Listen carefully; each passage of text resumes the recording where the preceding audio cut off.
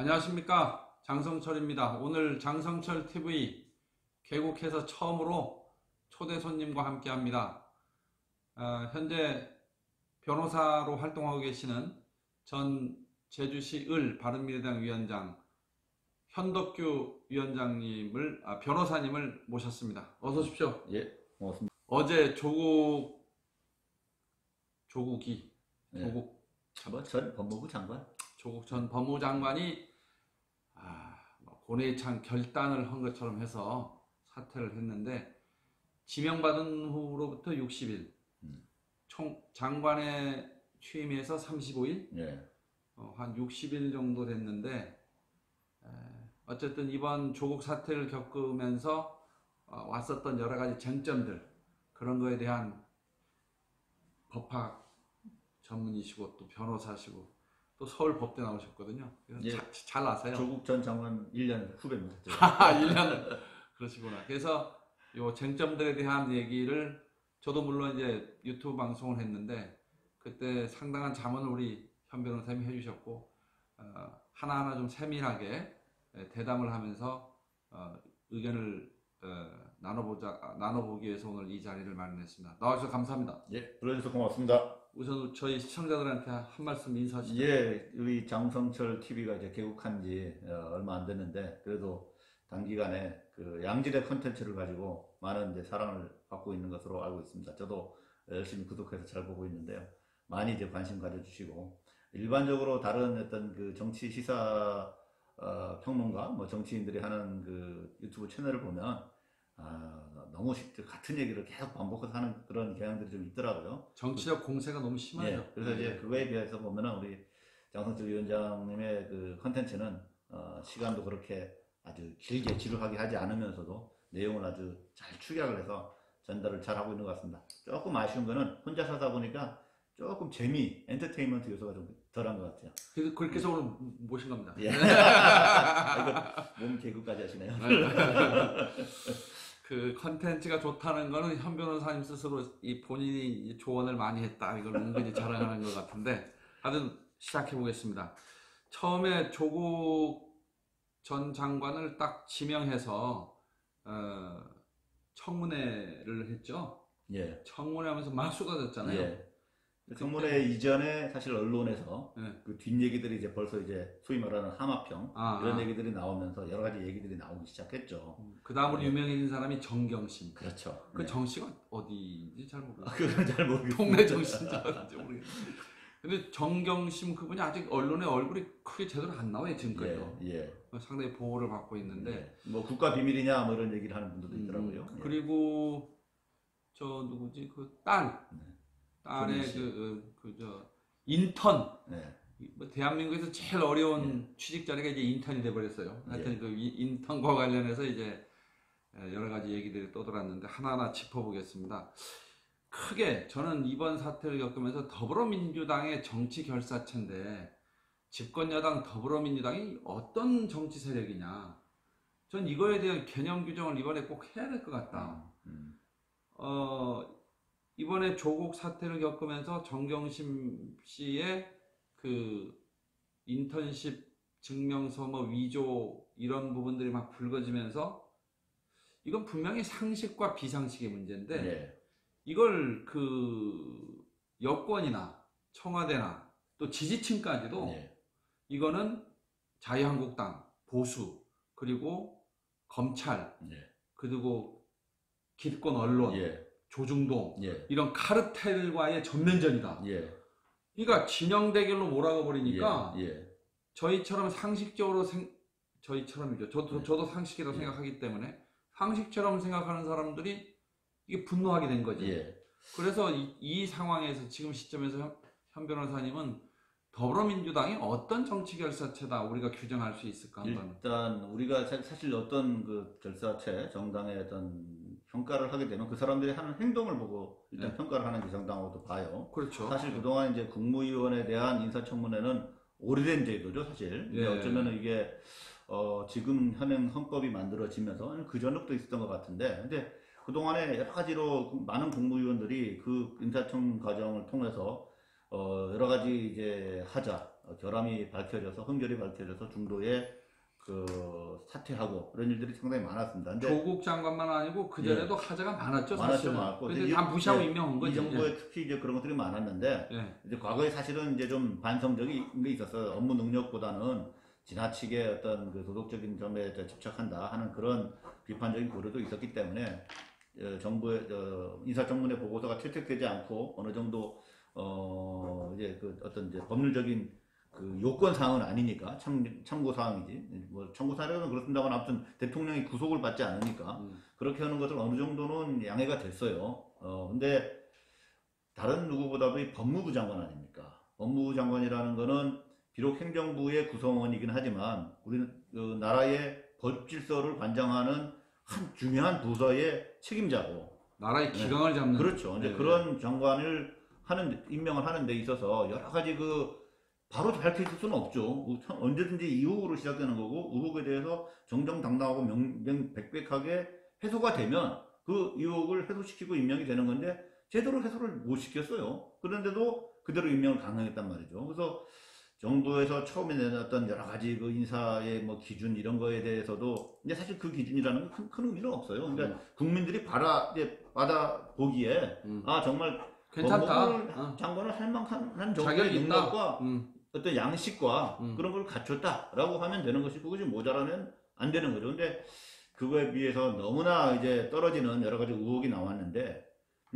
뭐 여당이 이제까지 그런 경향들이 있었습니다만은 너무나 철저하게 지키기, 보호하기, 방패막이 이런 걸 해왔단 말이죠. 그래서 과거에 더불어민주당이 야당일 때는 그런 행태를 아주 신랄하게 비판했지 않습니까? 근데 뭐 그냥 온몸으로도 막 네. 맞고 막 네. 비판하고 그랬죠. 근데 정작 자기들이 여당이 되니까 똑같은 행태를 보여줬다는 거는 결국은 겉으로는 대단한 명분과 정의와 어떤 그런 거를 소위 이제 민주화 뭐 이런 단어를 독점적으로 사용하고 있지만 실질적으로 하는 행태에 있어서는 이제까지의 어떤 여당의 행태와 똑같은 어떤 행태를 보여주고 있다. 그럼 이런 지금 단계에서 저도 그 정유라 뭐 입시 부정 사건 때문에 이 박근혜 탄핵이 시발이 됐잖아요. 예. 당연히 난 그런 거에 대한 흠이 있는 후보는 안 할 거라고 생각했는데 예. 그런 후보를 그냥 예. 막 밀어붙이는 걸 보고 예. 아까 현 변호사의 말씀한 그런 내용까지 포함해서 보면 더불어민주당은 이번 조국 사태를 겪으면서 도덕적인 어떤 우위, 예. 도덕적인 어떤 그 자세 예. 이거 완전히 상실한 거 아니냐? 그러니까 지금 탄핵으로 지난 정부가 네. 이제 중도에 대통령 임기를 그만두고 새로 정부가 구성된 지 지금 거의 3년도 안 됐잖아요. 네. 그러면 사실 그런 정도의 정치적 타격을 입은 자유한국당에 지금 지지율이 더불어민주당하고 거의 동률이 됐어요. 요새 저한테 택시 타면 네. 저 민주당이 더 밉대요. 그러니까 그런 사람 되게 많아. 그런 그 어쨌든 굴레, 그러니까 아직은 다 벗어나지 못한 굴레가 있는 정당의 지지율이 동률이 될 정도로 자기들의 지지율을 까먹었다라는 거는 이번 사태를 통해서 더불어민주당이 얼마나 이 그 위선적인 어떤 그 양두구육의 정치를 하는 정당이라는 걸 국민들이 바라보고 있다라는 거죠. 예. 두 번째로 우리가 광화문 갔다 왔잖아요. 예. 광화문 10월 9일 날 예. 그 유튜브 찍어서 냈는데 조회수가 되게 많아요. 예. 되게 하여튼 그날 이 아다리가 잘 맞아가지고 예. 예. 그랬는데 광화문 집회 가서 느꼈던 소감 한 말씀만. 크게 두 가지인데요. 이제 저가 얘기할 것도 예. 하나 놔두시죠. 예. 일단은 오시는 분들이 다양한 분들이 오시고 계시다. 저기 그 무슨 소위 말하는 태극기 부대, 교회, 이런 분들도 일부 오셨지만 그렇지 않고도 개인적인 차원에서 자발적으로 오신 분들이 참 많더라. 그 중에는 이제 우리 같은 이제 50대도 있었고 우리보다 조금 선배들도 있었고 좀 약간 밑에도 있었던 것 같아요. 물론 20, 30대가 많이 왔다고 할 수는 없지만 오히려 사회에서 책임감 있게 살아오고 책임감 있게 처신하는 분들이 많이 오셨다. 근데 또 아쉬운 거 하나는 그 소위 말하는 보수 단체라고 할까, 교회 뭐 이런 분들이 너무 그 마이크를 독점해서 자기들 하고 싶은 어떤 정치 공세만 계속 쏟아놓다 버리니까 정작 그 자리에 자발적으로 참여한 사람들이 우리는 조국 그 당시 장관이죠. 조국 장관의 사퇴, 그리고 그게 조국 사퇴, 문재인 심판, 문재인 심판, 문재인 심판, 문재인 사과 뭐 이런 구호를 외치고 싶은데 계속 정치적인 할렐루야. 예, 할렐루야 한 번씩 나오고 뭐 이승만 얘기. 그래서 그 조금 그 많이 인민민주도 나와서 인민민주. 아쉬운 점이 참 많았습니다. 그 부분에서는. 예. 그렇죠. 근데 그런 걸로 해서 제가 그 갔다 오고 나서 곰곰이 생각해 봤는데 이런 공정과 정의, 상식 이런 거를 지향하는 그 시민들이 이 사회 단체가 좀 있어야 되겠더라고요. 예, 그래서 그럴 때 집회도 하고 예, 그래서 그 좀 이게 좌우 이념을 뛰어넘은 중도 실용의 새로운 시민 세력이 예, 성장 지금 하고 있다. 예, 그래서 뭐 조만간에 그렇죠. 전 그게 등장할 예, 거다. 예. 혹시 뭐 그런 단체 만드셨습니까? 사실은 이제 그게 여러 가지로 많이 이제 시간과 그 노력을 투여해야 되는 건데 많이 부끄럽게도 아직은 이제 그 정도까지는 못 하고 있는데. 근데 그런 거 막 하고 예, 싶더라고요. 예, 그렇죠. 저도 뭐 여건이 안 돼서 사실은 어찌 못하는데. 보면 예. 기존의 정당들이 정당의 당내 민주화가 되고 네. 지역에 뿌리를 내린 정당이 되면 사실 그런 부분들이 자연스럽게 이루어질 수 있는 토대가 만들어지는 건데 아직은 그 단계까지는 가지는 못하고 이제 그런 부분들이 많이 아쉬운 거죠. 당내 민주주의 얘기하고 뭐 정당의 역할 얘기하면 저 학부 때부터 썼던 예, 논문부터 예. 참 할 말이 많은데 예, 오늘은 거기까지 예, 해서 예, 어쨌든 한국 사회가 새로운 중도 시민 세력이 성장하고 있기 때문에 조만간 그런 시민 세력이 등장할 것이다. 예, 그 구체화된 행동하는 단체들이 예, 생겨날 것이다. 예. 그런 기대를 한번 가져보고요. 이번에 그 기각됐잖아요. 기각. 조국 장관 동생 영장 기각. 예, 예. 그 판사가 아주 명판사야. 예, 네? 예. 명 뭐죠? 명재권. 명재권. 예, 하여튼 예. 명판사인데 그러네요. 이름이 또 명씨야. 근데 그분이 예, 법적인 그 기각을 이렇게 해서 보니까 예, 이게 기각 사유에 나와 있는 형사소송법에 나와 있는 세 가지 사유, 예, 증거인멸, 예, 도망, 예. 또 하나 더 있었는데 두 개가 일정한 거주가 그렇죠. 없을 때 예, 요 세 가지 요건에 전혀 관계없는 말만 해서 예, 저 기각을 했더라고요. 예. 그래서 제가 현 변호사님이 법적 안정성 예. 개념을 저한테 예, 예. 교육을 시켜줘가지고 아이고, 교육이 예. 제가 좀 이렇게 아는 척해서 이제 유튜브를 했는데 아니 뭐 제가 뭐 이렇게 딱 핵심 아이디어를 전달을 했는데 워낙 이해가 빠르시더라고요. 아. 예. 뭐 그렇게 얘기해줬다고 다 그를 바로 자기가 이해해서 자기의 말로 전달할 수 있는 사람이 그 쉽지가 않은데 저도 깜짝 놀랐습니다. 예. 그래서 그 법적 안정성과 구체적 타당성을 갖고 이제 여러분한테 유튜브 방송을 했는데 이 명재권 판사가 명판사입니까? 5점을 남긴 판사라고 봐야죠. 5점을 남긴 거죠. 예, 예. 저런 부분들을 우리가 제도 개혁을 하려면 어떤 걸 우리가 짚어야 됩니까? 사실은 이제 그 사람이 하는 거기 때문에 모든 거를 제대로 옥매할 수는 없고 법관의 양식, 또 양심 이런 부분들을 우리가 지켜낼 수 있도록 그런 부분을 제도적으로 개선하는 게 간접적으로 제도 개선을 하는 거죠. 그래서 사실 이제 법관들은 지금도 이제 지금 사법부 구성에 대해서 여러 가지 문제들이 많이 지적되지 않습니까? 우리법연구회라는 특정 어떤 그 성향의 단체 출신들이 약진을 하고 있다. 아니, 뭐 세력화된 것 같은 예, 그래서 그게 사실은 오해일지 모르겠지만 그러니까 잠깐 그 얘기를 잠깐만 하면은 법관은 우리가 생각할 때 지방법원이 있고 고등법원이 있고 대법원이 있지 않습니까? 그럼 사람들이 생각할 때는 대법원장이 대장이고 그 밑에 부하가 고등법원이고 그 다음 제일 밑에 부하가 지방법원이라고 생각하는 경향들이 있어요. 근데 실제로 법원의 기능은 전혀 그게 아니다. 우리가 3심제를 채택하고 있기 때문에 그가 하나, 둘, 3층의 구조를 가진 것이지 기능적으로 다 독립된 심판 역할을 하는 거예요. 직무가 다른 거죠. 그렇죠. 그러니까 이게 상하관계가 아니죠. 지방법원의 판사가 대법원장의 부하가 아니에요. 검사 동일체의 원칙. 하고로 그건 다른 거죠. 그건 있는데 예. 판사 동일체는 판사의 없지. 동일체라는 건 그건 없고 없는 거지. 없는 거지. 하나하나의 단독 판사하면 단독 판사, 네. 심지어 재판부, 네. 세 사람의 판사가 구성된 재판부의 한 명 한 명의 그 부원 판사들도 다 독립된 기관이에요. 그렇죠. 예. 그런 독립된 판사들이 자기의 주관과 양심, 전문적인 어떤 그 지식과 양심에 따라서 판단을 하려면 인사에 있어서 철저하게 독립을 시켜줘야 되는데 지금 대법원장이 법원 행정처를 통해서 다 인사권을 행사하고 있잖아요. 요번에 네. 그 판사 출신의 무슨 로스쿨 교수님인데 경북대인가 어딘데 그 교수님이 글을 썼는데 영장 기각 사유를 공개해라. 예. 그걸 공개해야 예. 판사들의 영장 기각과 관련돼서도 영장 발부와 관련해서도 투명해져야만 된다. 그러니까 예컨대 그런 거죠. 응.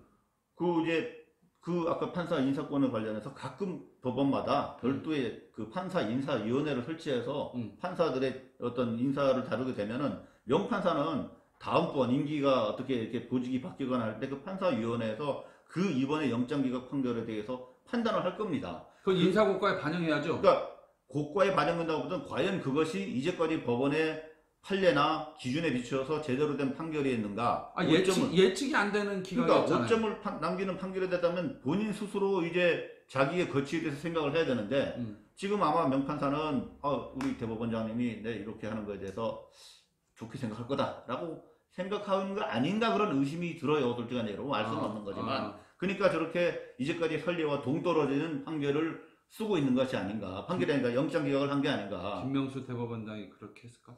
그거는 알 수 없는 거지만 그걸 뭐 어떤 내부적인 건 알 수 없는 거지만 그러니까 그런 어떤 기재가 작동할 수 있는 여지가 있는 거죠. 지금. 그 계좌 추적 영장이라든지 저 휴대폰 압수수색 영장 이런 것도 다 기각해 버렸다는 기사가 있더라고요. 그렇죠. 뭐 사실 그것도 명판사가 한 거래요. 그렇습니까? 네.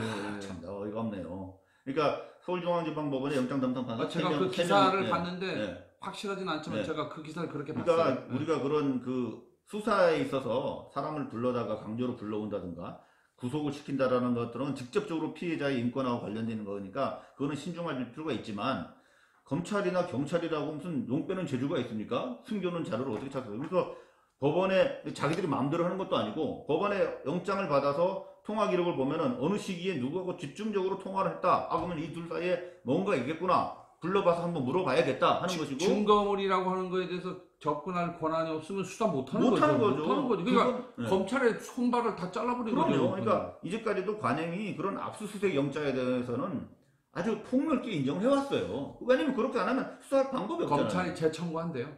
예. 그때 이 판사가 또 합니까? 그거는 그때 그 영장 담당하는 판사들이 한 사람이 계속 할 수가 없기 때문에 그렇게 요일제로 이렇게 바뀌고 그럽니다. 하여튼 그 법적인 안정성이라고 하는 측면에서 보면 법원 역사에 오점을 크게 남긴 그렇습니다. 저는 저 개인적으로 그렇게 봅니다. 예.